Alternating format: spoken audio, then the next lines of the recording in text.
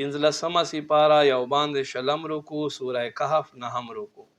15 سپارہ یو باندې شلم رکو سورہ کہف نهم رکو بسم الله الرحمن الرحیم وَإِذْ قَالَ مُوسَى لِفَتَاهُ لَا أَبْرَحُ یاد کړئ سو وخت چې موسی خپل خادم ته وې زب من نشم حتا تر دې ابلغ چې ورسم مجمع البحرین دو سمندرونو ملاو کې دازیتا او امضی حقبا یا بزمانو په حساب سره روانم فلما بلغا مجمع بینهما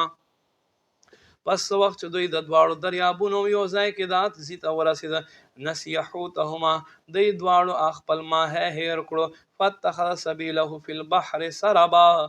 هغه ماهی په دریاب کې ځان له سوری وکتلو فلما جاوزا پس دوی چې کله تیر شو قال لفتاه آتنا غداءنا موسی علیه السلام وی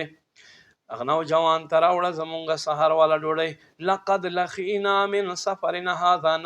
نصبا بشک زمونږ د پدې سفر کې ډېر مشقت راغی قال ارأيت اذ اوينا الى الصخره ويتاو قتل سوخ چې مونږه اغا تیږي خواته پناه واخیستله فإني نسيت الحوت پس ما ندلتا ما هیر شو وما انسانیه الا الشیطان او انسان نه هیروي مگر د شیطان په هیرولو سره ان اذکره ادا چې د توریات کې الله واتخذ سبیله فی البحر عجبا او هغه ماهی په دریاب کې حیرانتیا والا لار وګرځوله قال ذلك ما كنا نبغي موسی علیہ السلام دا خو هغه کار دی چې سمونګه غوښتل فرتد على آثارهما قصصا دوی دواړه په خپلو قدمونو نه خو واپس شول فوجد عبدا من عبادنا دوی دواړو وکتلو هلته زمونږ بندګانو نه یو خاص بنده آتیناه رحمتا من عندنا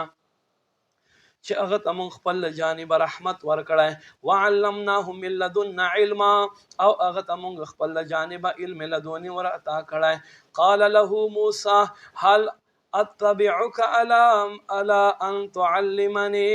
موسی ورته وی آیا زستا تابعداري کولای شم په هغه څه باندې چې تا ته ښیلی شوي دي مما غسن علمت رشدا چې تا د هدایت تعلیم درکړلی شوی دی د نیکه خبره قال انك لن تستطيع معي صبرا